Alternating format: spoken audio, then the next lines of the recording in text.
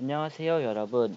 2019학년도 대학 수학 능력 시험 9월 모의평가 한국지리 영역 해설 2부를 맡은 조승근입니다. 네, 1부는 정진성 동민께서 1번부터 7번까지 문제를 해설해 주셨고요. 저는 8번부터 20번까지 문제를 해설할 예정입니다. 네, 바로 시작하겠습니다. 8번. 그래프는 수도권 내에서 서울과 32개 시군 간의 통합 통근 양상을 나타낸 것이다. 이에 관한 옳은 설명을 보기에서 고른 것은 단 A에서 D는 지도에 표시된 4개 시 중 하나임. 이렇게 문제를 주었네요. C, D를 A, B, C, D가 어딘지를 알기 전에 먼저 지도를 보고 저 C들이 어딘지를 먼저 보겠습니다. 네, 가장 위에 있는 시는 서울과 맞닿아 있는 고양시, 일산 신도시가 있는 곳이고요. 서울의 바로 아래쪽에 있는 곳은 그 분당선과 8호선이 통과하는 성남시입니다. 그리고 성남시 바로 밑에는 에버랜드가 있다고 잘 알려진 용인시고요. 그 왼쪽은 제부도라는 섬이 있는 화성시입니다. 그러면 이제 A, B, C, D가 각각 저 4개의 시 중 어디와 부합하는지를 봐야겠는데요. A시의 특징은 서울로의 통근 통학 유입 인구가 적고 반대로 유출 인구도 적은 편입니다. 이 말인즉슨 서울과의 거리가 가장 멀고 서울과의 교통이 상대적으로 불편하다는 뜻인데요. B와 B도 통근 통학 유입 인구가 적다는 것을 감안하면서 같이 풀었을 때 C와 D에 비해서 B하고 A가 통근 통학 유입 및 유출 인구가 적잖아요. 그러니까 아마 A와 B는 고양시하고 성남시는 아니다. 그렇게 추측을 할 수 있어요. 그리고 B는 통근 유출 인구가 더 많은 것을 봐서 아마 서울과 교통이 조금 더 편리한 지역을 말하는 것일 텐데요. 그렇게 생각해 보았을 때 B는 용인시가 될 것이고 A는 화성시가 될 것입니다. 왜냐하면 화성시 같은 경우는 지하철 노선도 아직까지 많이 통하는 것도 아니고 서울로부터 유입 인구가 적고 또 유출 인구가 적어요. 왜냐하면 화성시는 지하철이 동탄일 때 그러니까 이 가장 끝부분 여기만 통과하고 많은데 반대로 용인시 같은 경우는 지하철이 이렇게 이 시 서부를 타기도 하고 이렇게 용인 경전철 라인이 있어서 이 안쪽으로도 라인이 많이 타기도 합니다. 또한 용인시 같은 경우는 화성시에 비해 광역버스 라인이 잘 발달되어 있어 전체적으로 이 통근 통학으로 인한 유출 인구가 화성시에 비해서 많은 편입니다. 따라서 A는 화성시, B는 용인시라는 답이 나왔습니다. 그러면 이제 성남시와 고양시가 각각 어디에 부합하는지를 봐야 되는데요. 성남시보다 고양시가 출퇴근 인구가 더 많은데요. 그 이유는 고양시 같은 경우는 자체적인 산업이 부족한 편인데 성남시는 자체적인 산업 같은 것도 있고 대학들이 위치하여 이렇게 통학으로 인한 유입 인구가 조금 더 많은 편입니다.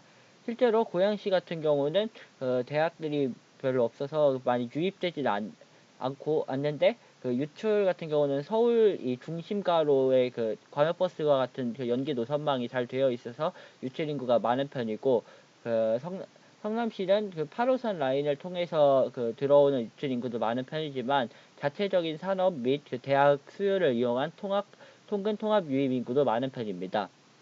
따라서 D가 성남시이고 C가 고양시임을 알 수 있습니다. 네, 이를 바탕으로 기역, 니은, 디귿, 리을의 선지를 따져볼까요? 기역, 수도권 1기 신도시가 위치해 있다고 했는데 B와 D에 위치해 있는데 B는 용인시이고 D는 성남시잖아요. 근데 수도권 1기 신도시는 일산과 분당으로 B가 아니라 C가 맞을 거예요. 용인시에도 물론 신도시가 있는데 그 신도시는 어디냐면요.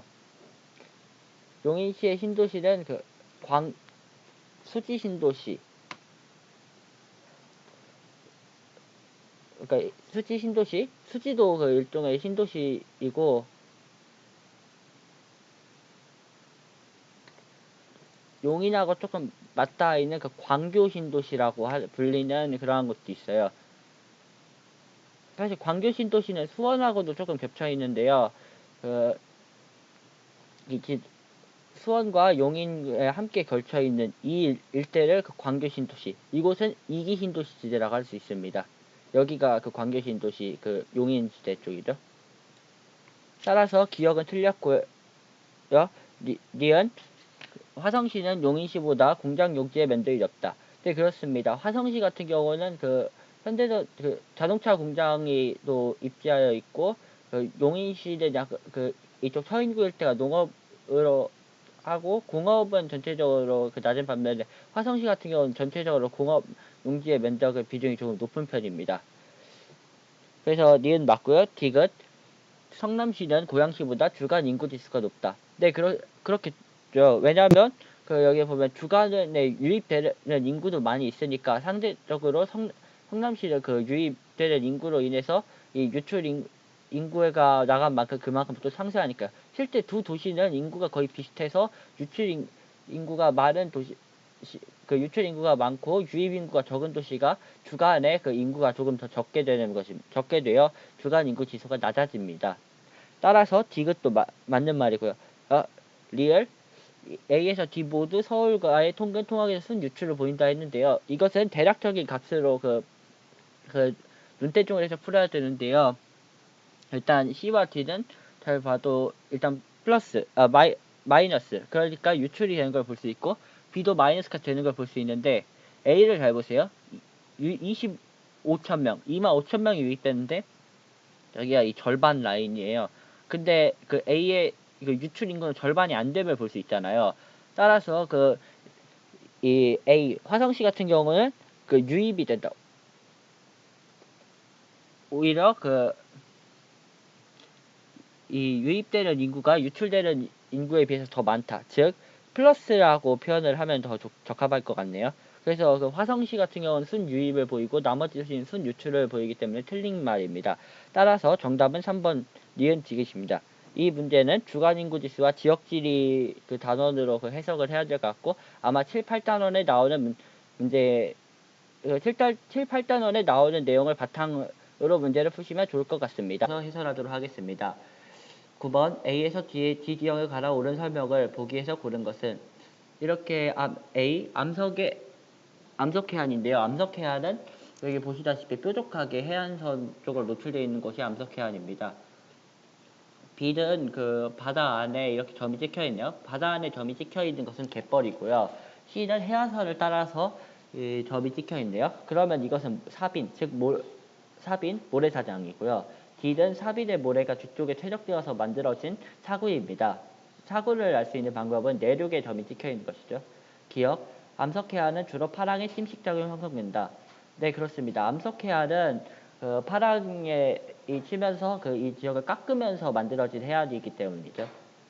니은, 갯벌은 파랑의 조석 차이로 매일 주기적으로 바닷물에 잠기는 곳이다. 네, 맞습니다. 황해는 조수간만의 차가 크기 때문에 물에 잠겼다가 다시 들어가는 부분이 꽤 많이 있거든요. 갯벌도 그로 인해서 잠겼다가 아니면 물에 나오고 하는, 물에 나왔다가 물에 잠겼다 하는 것이 매일 주기적으로 나타납니다. 디귿, 사비는 주로 조류의 퇴적작용을 형성된다. 아니죠. 사비는 파랑의 퇴적작용으로 형성되고요. 조류의 퇴적작용으로 형성되는 것은 B, 갯벌입니다. 리얼, 사구는 사빈보다 최종물의 평균 입자 크기가 크다. 네, 그렇죠. 같아요. 아까도 말했다시피 사빈의 모래가 뒤쪽으로 퇴적되어 있는 거니까 둘의 크기가 같을 수밖에 없죠. 이 문제는 해안 지형을 파악하라는 문제로 자주 나오는 문제입니다. 아마 이 문제는 한국지리 교과서 2단원에서 낸 문제거든요. 이 문제는 아까도 말했다시피 빈출 유형이니까 여러분들께서 많이 받으시고, 거의 매년 꼭 해안 지역 문제가 정말 많이 나왔어요. 좀 지역은 바뀌기도 하지만 그래도 해안 지형이 절대 다수적으로 많이 나오기 때문에 여러분들께서 기출문제도 푸시면서 이것에 관해서 여러 번 연습을 해보셨으면 좋겠습니다. 다음 문제 할게요. 10번. 자료는 4개 지점의 월 평균 기온 변화를 나타낼 것이다. 이에 대한 분석을 옳은 것은, 이렇게 문제가 나오면 여기 이렇게 1981년부터 2010년 월평균 기온, 1961년부터 1990년 월평균 기온. 이 말은 거의 이제 지구 온난화가 일어나면서 지구가 이 한국에도 어떤 식으로 영향을 주었는가, 그것을 파악하는 문제입니다. 1번. 울릉도는 모든 달의 평균 기온이 상승하였다. 울릉도를 제가 이쪽에서 특별히 보세요. 이렇게 있을 때 8월은 마이너스 값을 기록한 것을 보실 수 있죠. 이렇게. 그래서 8월이 상승하지 않았기 때문에 1번은 틀렸습니다. 2번 4개 지점은 모두 기온의 연교차가 감소하였다. 연교차라는 것은 최난월 평균 기온에서 최하월 평균 기온을 뺀 값을 말합니다. 최단월 평균 기온은 일반적으로 8월을 보고 최하월 평균 기온은 일반적으로 1월을 보는데요. 1월이 그 값이 많이 상승하였죠. 모든 지역이 그 0.8, 0.5 이상은 상승하였다고 볼 수 있는데, 그런데 그 최나월 평균기는 8월 어떤가요? 상승한 곳은 제주도하고 통영인데 이마저도 1월보다는 소폭 상승하였고, 오히려 추풍령과 울릉도는 8월의 그 평균 기온이 감소한 것을 볼 수 있습니다. 따라서 이 빼는 8월의 수치가 이전보다 작아지고 1월은 오히려 꺼졌으니 그 뺐을 때 값은 작아지겠죠. 따라서 기온의 연교차가 감소하였다는 설명은 맞습니다. 3번 통영은 1월보다 8월의 평균 기온 상승폭이 크다. 이것은 직접 눈으로 보셔야 되는데요. 통영을 이번에 그려볼게요. 통영만 이렇게 부분을 보시면 1월은 이렇게 많이 상승하였는데 8월은 여기 조금밖에 안 상승했잖아요. 1월에 비해서. 따라서 그 평균 기온 상승폭이 1월이 더 큽니다. 4번 울릉도는 제주보다 여름철 평균 기온의 상승폭이 크다. 이번에는 울릉도를 이렇게 6, 7, 8월을 한번 같이 보여드릴게요. 일반적으로 여름은 6월, 7월, 8월로 보거든요. 보면 이렇게 8월은 마이너스가 있기도 하고 7월은 0이고 6월도 소폭 상승하였는데 제주도는 어떤가요? 제주도는 6월도 대폭 상승하였고 세 값이 모두 플러스를 기록하고 있기 때문에 제주도의 여름기온 상승폭이 더 큽니다.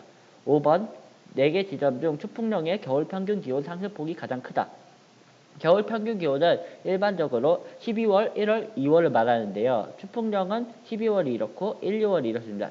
이 정도 값도 큰 것 같은데 사실 더 큰 값이 있는 게 여기 통영이 12월도 크고 1월, 2월도 1을 넘기는 등 이렇게 추풍령보다 통영이 더 큰 것을 볼 수 있습니다.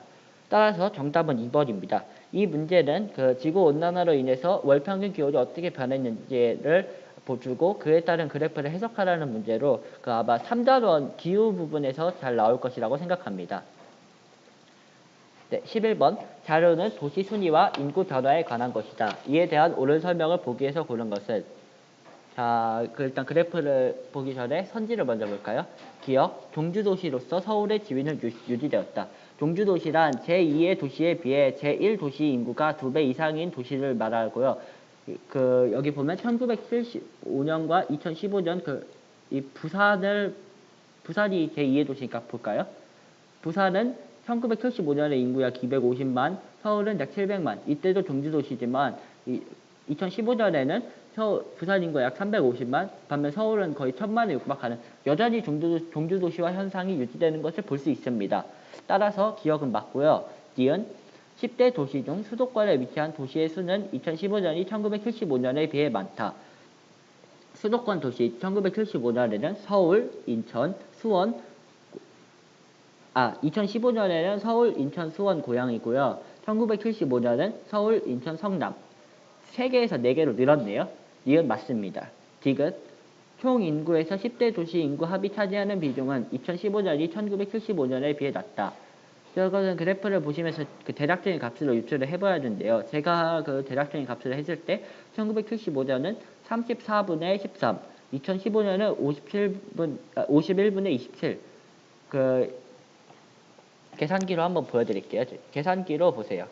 제가 대략적인 값을 분자를 분모로 나누면 값이 나오는데요. 1975년에는 13, 약 0.38, 38%. 반면 2015년에는 27 나누기 51, 52.0.529. 반올림에서 약 53% 정도가 세개가 아니라 이 10대 도시 인구 차지하는 비중을 알 수 있습니다. 따라서 D가 틀렸고요. 리얼 2015년 기준 6대 광역시 중 1975년에 비해 2015년 인구가 가장 많이 증가한 도시는 부산이다. 부산이 아니라 인천이에요. 여기 보시면 1975년에는 인천이 4위였는데 어떻게 되냐? 2015년에는 순위가 바뀌었잖아요. 인천이 현재 인구가 300만을 넘겼습니다. 얼마 전에 2018년인가 2017년 말에 2017년 초군요. 제가 그때 인천 갔을 때 인천 인구 300만 명이 넘었다고 대대적으로 선전을 하고 다녔습니다. 인천이 인구가 더 많은 것을 볼 수 있습니다. 인천에 그래서 인구가 많이 증가했고요. 따라서 정답은 기억 니은 1번입니다. 이 문제는 인구 변화 그래프와 도시화 이해 쪽의 범주로 보았을 때 얼마나 종주도시가 많이 진행될지를 볼 수 있는 것으로 아마 5단원과 8단원이 같이 나온 문제라고 생각해요. 12번 자료는 광주광역시에 위치한 A에서 C9의 인구의 동사자를 나타낸 것이다. 이에 대한 옳은 설명으로 보기에서 고른 것은? 이것은 제가 광주광역시 지도를 한번 검색해서 같이 검색하면서 보실게요. 아까 그래프는 다시 보셨고 광주광역시를 이렇게 보겠습니다.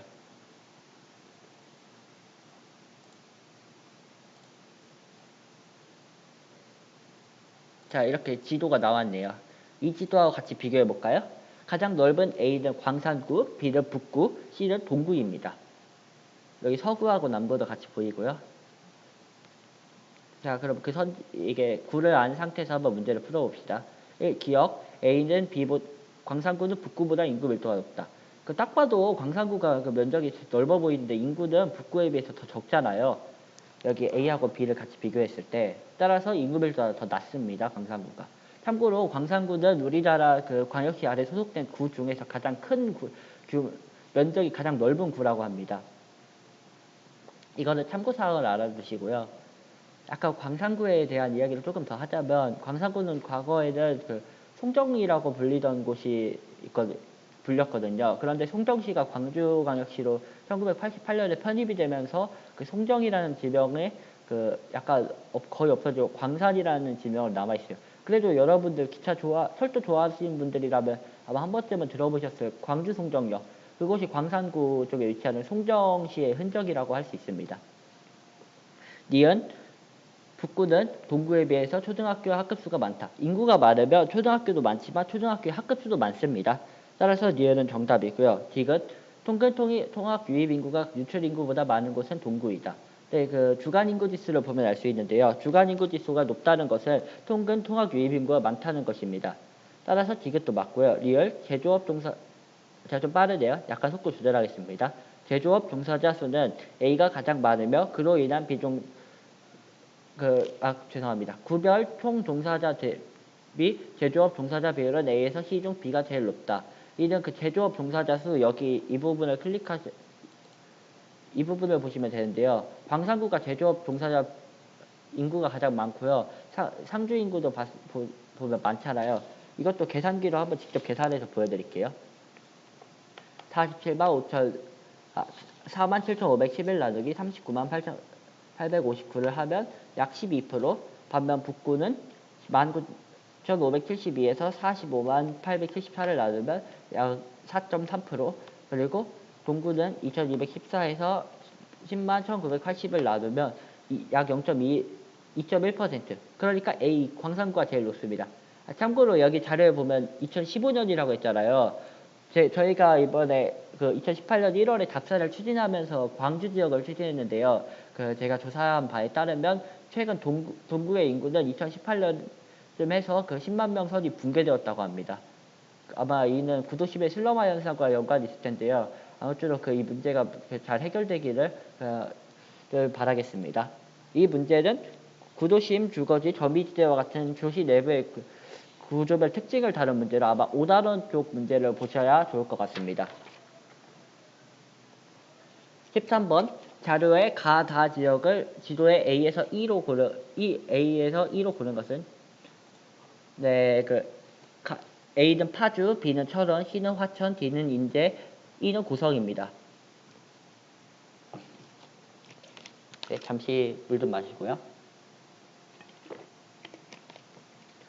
LCD 산업 클러스터 입지, 남북정상회담이 열린 판문점. 올해 4월에 남북정상회담이 열린 그 판문점을 말하네요.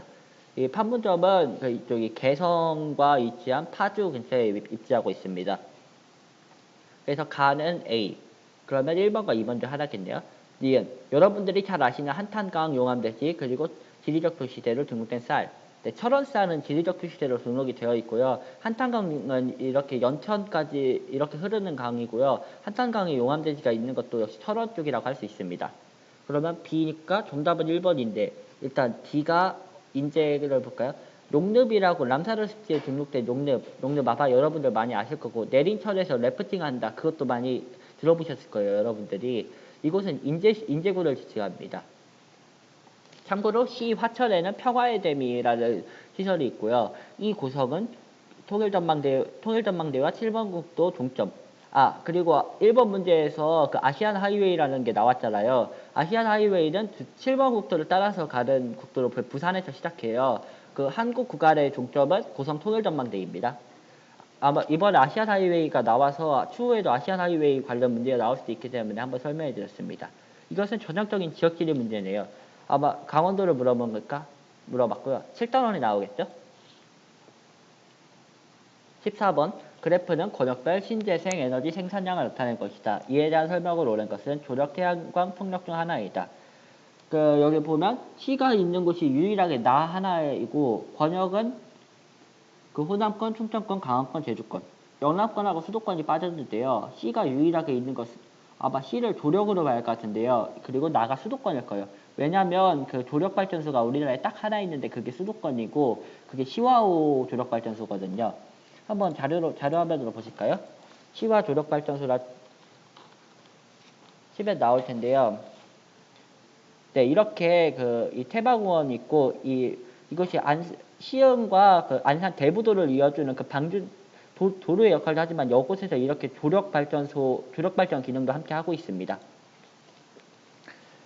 따라서 C는 조력, 그 다음에 B는 강원권하고 제주권, 바람 많이 부는 지대가 높은 것을 봐서 B는 풍력이라고 할 수 있겠고요. A는 그럼 자연스럽게 태양광인데요. 사실 태양광은 호남권과 충청권의 비중이 높은 편입니다. 1번 가는 수도권, 나는 영남권이다. 가는 영남권이고 나는 수도권입니다. 2번 태양광은 12시 수가 긴 곳이 입지에 유리하다. 해가 안 뜨는데 태양광 발전할 수 없잖아요. 그 12시계 시수가 그 태양 뜨는 시간을 의미하니까요. 2번 맞으니 따라서 2번이 정답입니다. 3번 풍력은 주로 대도시에 입지한다. 대도시에 입지하는 것은 화력발전이에요. 그 풍력은 아까도 말했다시피 바람이 많이 부는 강원권이나 제주권에 많이 위치합니다. 4번 조력 발전은 동해안이 서해안보다 유리하다. 조력 발전이 무엇인지 잘 모르시는 분들을 위해서 조력 발전이라는 것에 대한 설명을 한번 보여드리겠습니다. 조력 발전이라는 것은 해변에서 바닷물이 밀물과 썰물 때 해수면의 수위 차이를 이용하여 발전하는 방식입니다. 그런데 동해안은 조수간만의 차가 작고 서해안은 조수간만의 차이가 크잖아요. 따라서 이 서해안이 동해안보다 조력 발전에 훨씬 유리합니다. 5번 태양광, 풍력, 조력 중 생산량이 가장 많은 것은 풍력이다. 아니죠. 이거는 여기 얼마나 생겼는지 토지를 나타낸 것인데 호남권 이거 합쳐보면 아마 태양광이 가장 많습니다. 따라서 정답은 2번입니다. 이 문제는 신재생 에너지의 지역별 분포도와 생산량을 비교하는 문제로 5단원에 주로 나옵니다. 이 문제에서는 조력 발전을 다뤘다고 했는데요. 여러분들이 이건 꼭 기억해 주세요. 조력 발전은 우리나라에 시화호 조력 발전소 하나 있고 그곳은 수도권이다. 그것을 꼭 기억해 두시면서 앞으로 조력 발전이 나올 때 문제를 풀어주시면 좋겠습니다. 15번 그래프는 가부터 다 제조업의 권역별 출하액의 비중에 따른 것이다. 이에 대한 업종을 고른 것은 수도권, 영남권 중 하나이다. 잘 보니까 가는 A하고 B가 비슷하고 충청권이 좀 크네요. 그리고 나는 B가 크고 호남권과 충청권에서 나타나고 다는 B가 거의 압도적으로 나타나네요. 자, 그럼 풀어볼까요? 아마 그러면 제가 보기에 가가 두 개가 비슷한 곳은 특히 수도권이 크고 수도권하고 영남권이 비슷한 곳은 사실 전자공업밖에 없어요. 수원에 삼성전자 공장이 있고 구미에도 전자공장이 있고 그리고 충청권에도 아산에 삼성전자 공장이 생기면서 최근 들어서 제조업의 비중이 늘었다는 것을 볼 수 있습니다. 따라서 일단 A는 수도권이고 B는 영남권이고요. 가는 전자산업. 그리고 나는 보면 영남권이 좀 크고 호남권에도 크고 충청권에도 나타나네요. 아마 영남권에는 포항제철이 제철 사업인데요. 사실 이거는 포항제철이 영남권에 있고 전라권, 호남권은 어떠냐면요. 광양제철이 있고 충청권은 당진에 현대제철소가 최근 생겨서 이 호남권과 충청권의 제철 비중도 높게 나타납니다. 따라서 답은 1번인데요. 나가 1차 금속이니까요. 그럼 다를 볼까요? 기타 운송장비 제조업은 여기 보시면 선박 및 보트 제조 건조업이라고 했는데요. 선박 및 보트 제조업, 즉 조선산업이에요. 조선산업은 우리나라 영남권, 거제라든지 울산, 통영 이 일대가 압도적으로 나타났고 호남권은 이 자료가 2016년인 걸 봐서 아마 군산에 이제 현대중공업이라든가 그 아니면 광양 쪽이나 목포, 영암 그런 쪽에 있는 호남권의 그 조선사업을 의미할 거예요. 따라서 정답은 3번, 1번입니다. 죄송합니다. 그 1번이 정답이고요. 아마 이 문제는 지역별 산업당 출하액을 통해서 그 산업당 출하액과 그 지역을 동시에 유추하는 문제로 5단원에서 산업을 보고 그 다음에 이것을 지역별 특징에 따른 7단원과 함께 연계해서 문제를 보시면 될 것 같습니다. 16번 가부터 다에 해당하는 지역으로 오는 것은 대전, 세종, 충남이 나온 걸 봐서도 아마 충청남도권을 의미하는데요. 여러분들 세종시가 최근 개발되면서 그 젊은 도시라고 들어보셨나요? 우리나라에서 유소년 인구 부양비가 가장 높고 그 노년층 비율이 가장 낮은 도시라고 알려져 있을 수 있어요. 제가 그 사는 곳이 충청남도 공주인데요. 바로 공주 옆 도시이고 여기 이 그래프에서 보시다시피 최근 세종시에도 유입된 인구가 많아요. 그래서 저희 공주시도 보면 세종시와 왔다 갔다 하는 사람들이 많고 세종시로 이사 가는 사람들이 최근 많더라고요. 아무튼 제가 그 약 1년 반 동안 공주시에 살면서 느껴본 그 세종시의 이미지는 이래요. 젊음의 도시이자 전국에서 유소년층이 가장 많은 곳. 그러면 이 그래프를 통해서 봐야겠네요. 가가 유소년 부양비가 가장 높죠. 따라서 가가 세종일 겁니다. 그럼 3번하고 4번 중 하나겠네요. 충청남도를 그럼 먼저 생각을 해볼까요? 충청남도는 여러분들도 아시다시피 시보다 군이 많고 홍성, 서천, 청양, 예산, 그 다음에 부여, 금산 이런 곳처럼 그 전체적으로 노년층들이 많이 사는 곳이 많습니다. 따라서 노년층 부양비가 아마 높을 수밖에 없겠죠. 그리고 최근 그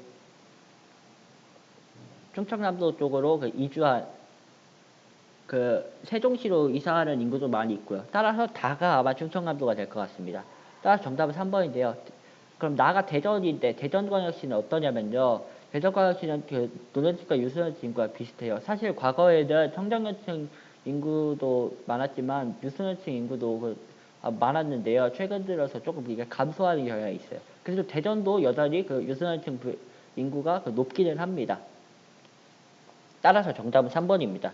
이 문제는 인구 이동을 통해 지역별 문제를 추측한 문제로 아마 올해는 조금 쉽게 나왔던 것 같아요. 몇 년 전에는 서울, 인천, 경기로 이 문제가 많이 나왔고 그거랑 좀 헷갈리는 문제인데 세종, 충남, 대전이면 좀 명확하거든요. 아마 이 문제는 추후에 오히려 충청남도보다 충청북도로 문제를 변형해서 많이 나올 수도 있어요. 그리고 이 네 곳은 서로 붙어 있는 곳이기 때문에 그 삼각형이 아니라 사각형을 통해서 문제를 표현할 수도 있으니까 그거 참고해서 여러분들이 문제를 보실 때마다 연습도 많이 하시고 그 정확한 수치를 외워두시는 연습하시면 좋겠습니다. 이 문제는 그 인구 이동을 통한 지역 추측이기 때문에 7단원이라고 보시는 것이 좋을 것 같습니다. 네, 마지막 쪽이네요. 17번. 다음은 도시단원에 대한 한국지리 수업 장면이다. 학생의 발표 내용이 적절하지 않은 것은? 이 문제는 제가 지리올림피아 동호회 19기 그러니까 고등학교 3학년 학생들에게 이야기를 들어본 결과 이 문제에 대한 답이 많이 헷갈렸다고 했어요. 사실 왜 그런가 봤더니 1번이 되게 매력적인 오답인데요. 도시 내 시가지 확장 과정을 파악하기 위해 도시를 촬영한 여러 시기의 항공사진을 비교해요. 라고 했잖아요. 저기 보기가 지방 중심 도시 원도심의 쇠퇴. 그러니까 슬로마 현상을 나타낸 건데 사실 시가지 확장 과정은 이 항공사진으로 나타날 수도 있고요. 그리고 이게 왜 문제가 있냐면 저희는 이것이 건물이 있다. 그거는 그대로 나올 수도 있다고 생각했기 때문에 건물은 있어도 사람이 없다. 그것이 도시 슬러마 현상을 보여주는 것이다. 그렇게 생각할 수 있어서 1번을 골랐다는 분들도 있는데요. 사실 건물은 그대로 있어도 오히려 신도시의 반경은 넓어질 수가 있잖아요. 제가 나중에 한번 지금 시간이 없으니까 말로만 드리자면 1991년의 일산 신도시와 2018년의 일산 신도시 한국 사진을 한번 비교해 보세요. 그것이 아마 확실한 증거가 될 수도 있을 겁니다. 따라서 1번 맞고요. 2번 원도심의 인구 공동화 정도를 파악하기 위해 읍면동별 인구 증가율 단계 구분으로 나타내네요. 단계 구분도가 맞아요. 이게 공동화 정도를 파악하는 것은요. 단계 구분도가 뭔지 여러분들 잘 아실 텐데 하지만 그래도 한번 찾아드릴게요. 단계 구분도가 뭔지를. 단기 구분도는 지역 간의 분포 차이를 패턴 또는 색상으로 구별하여 표현한 지도로 그 19세기부터 제작이 이용되었으며 여러분들 아실 때 통계청에서 활용되는 지도. 그러니까 아까 여기도 단계 구분도 문제가 있었을 텐데 자 올해 한국지리에는 그 단계 구분도 문제가 따로 나온 것은 없군요. 제가 풀었을 때 세계지리도 있었던 것 같은데 정확히는 기억이 나지 않았는데 아마 다른 문제들을 보시면서 단계 구분도가 뭔지를 확실히 알아두세요. 일단 2번은 또 맞고요. 3번 현지를 방문하여 원도심의 슬러바를 파악하기 위해 현지를 방문해 빈집을 확인하였다. 면담을 했다. 이것은 현지조사로 가장 확실한 방법이긴 합니다. 따라서 정답이고요. 4번 도시 총인구의 변화 추이를 파악하기 위해 최근 한 연도의 은변동별 인구 밀도를 도형 표현으로 나타내요. 결론부터 말하자면 이 문제가 정답이에요. 그런데 이게 도형 표현으로 나타내서 있다는 것 때문에 이것이 옳다 그렇게 보셨을 수도 있는데요. 왜 그러냐면 여기 변화 추이라고 했잖아요. 추이를 파악하려면 최소 2개 이상의 연도를 파악을 해야 되는데 여기서 한 연도라고 했으니까 그 점이 틀렸다는 거예요. 그러니까 추이라는 말이라면 무조건 연도가 2개 이상이다. 이걸 꼭 기억해 두세요. 그렇지 않으면 이렇게 매력적인 이 정답인데 이것에 속아 넘어가는 그러한 문제가 발생할 수도 있으니까요. 아마 이 문제가 틀렸다고 하시는 분들이 많을 겁니다. 따라서 그러니까 이게 6단원인 지리정보 수집 분석의 과정인데도 3점 문제겠어요. 그러니까 이 선지가 조금 여러분들 보시기에 헷갈릴 수도 있고 매력적인 오답처럼 보이는 선지니까 이 문제에 대해서 그러니까 즉 국어 쪽으로 해서 말을 정확히 파악할 수 있는 그러한 능력을 가지면서 문제를 푸셔야 됩니다. 사실 한국지리도 말장난이 좀 심한 과목이거든요. 5번 외곽 신도시 개발과 연관성을 파악하기 위하여 이동 양상을 유선도로 나타낸다. 네, 유선도가 맞아요. 유선도가 어떤 지도냐면요. 도사된 통계 자료를 유선의 방향과 폭을 이용하여 나타낸 방법으로 지도로 보시면 아이고 왜 이상한 유선도 지도를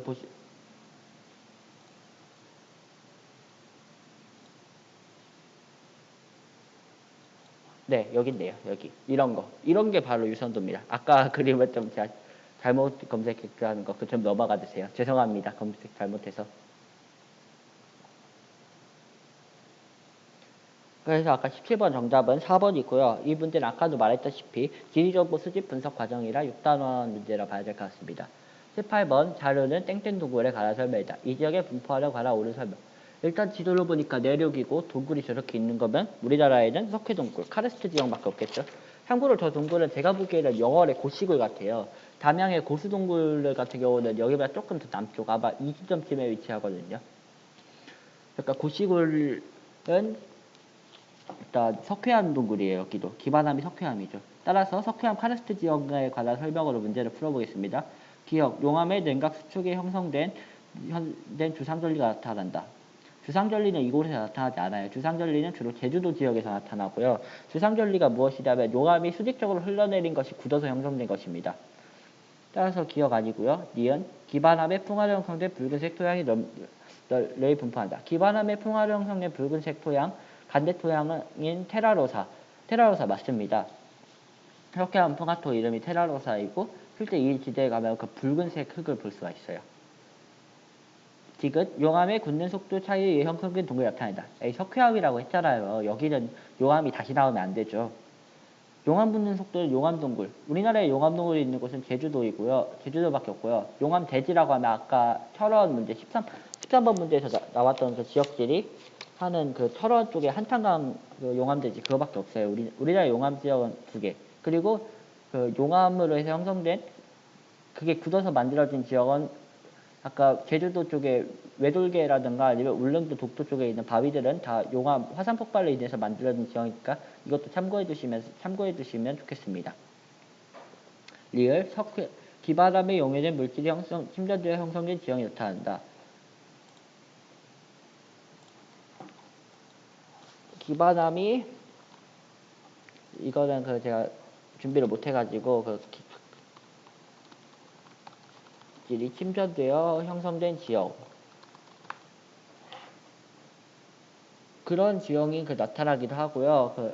여기 탄산칼슘이 석회암이 그 CaCO3인데 이것이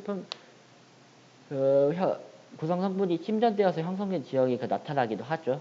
그렇게 보셔야 돼요. 왜냐하면 석회암이 녹으면서 물과 함께 흘러내려가는 그러한 것이 굳으면서 만들어진 지형들도 있으니까요. 따라서 정답은 니은 4번입니다. 석회암 문제인데 사실 석회암이란 거 알면 오히려 이건 3점인데 약간 쉬운 문제예요. 용암이 두 개를 너무 거저주는 바람에 아마 그것 때문에 오히려 3점이어도 오답률은 낮지 않았을까 그렇게 생각합니다. 아까 그 문제는 카르스트 지형도 석회암 동굴로 아까 해안 지형처럼 2단원 문제입니다. 19번 자료에서 설명한 지역을 지도에 A에서 E에 고른 것은 일단 일제강점기 비 항구도시 건축물 관광자원 수위 변화에 따른 뜬다리 부두 경제자유구역 그리고 A는 군산, B는 전주, C는 담양, D는 나주, E는 광양인데요. 정답은 군산이에요. 제가 원래 태어난 곳이 군산인데요. 군산에 뜬다리 부두가 많이 있고요. 뜬다리 부두는 군산 그렇게 한국지리 시간에 거의 외우다시피 했고 실제 군산이 최근 들어서 근대유산 관광이라고 하면서 이것이 현재 관광자원으로 많이 활용되고 있습니다. 참고로 비전주는 한옥마을 그리고 전라북도청 도제 그리고 이것이 전라남도 전라북도잖아요. 전라도의 전자가 전주입니다. C 담양은 대나무라고 하면 바로 대나무는 담양이다. 다음에 소세원 그리고 창평에 슬로시티가 있으니까 슬로시티 나오면 담양이다. 참고 단양은 석회암입니다. 단양하고 담양 헷갈려 하시는 분들이 있어서 충청북도 단양은 석회암 전라남도 담양은 대나무 꼭 기억해 두세요. D는 나주시인데요. 나주하면 배가 유명하고요. 최근 들어 광주광역시와 나주시가 연계하는 빗골 산업단지가 개발 중에 있습니다. 이것도 저희가 2018년 광주 답사를 하면서 넣은 내용이라 추후에 답사지 나오면 그때 한번 읽어보셔도 좋을 것 같습니다. 그리고 전라도의 라가 바로 이 부음법칙 따라서 나로 바뀐 나가 바로 나주시의 나입니다. 광양은 아까도 제철 산업 하면서 나왔던 포스코 광양제철소가 있고요. 그리고 광양은 매화마을도 있고, 그리고 광양의 먹거리 하면 불고기가 있죠.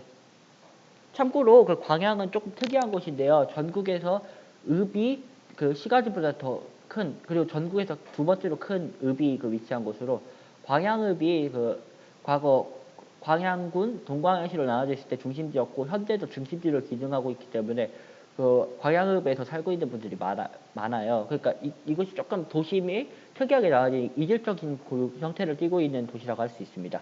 이 문제는 13번처럼 전형적인 지역지리 문제로 다만 이렇게 권역을 두 개를 묶어서 나타내는 경우도 있기 때문에 이렇게 호남권역이랑 영남권역 물론 영남권역도 사실 대경권으로 나눠지는 경우도 있는데요. 그런 식으로 권역별로 특징을 파악하셔야 할 필요가 있습니다.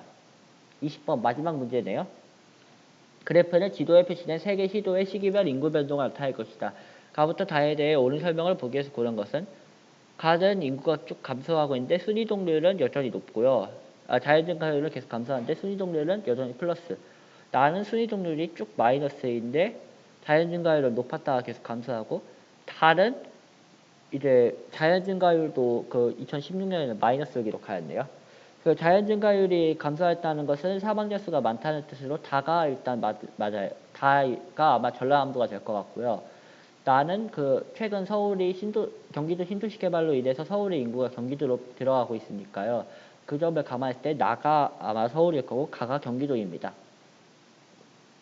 그럼 선지를 볼까요? 기억. 가와 다는 수도권에 위치했다. 가와 나. 서울과 경기도가 수도권에 위치해 있죠.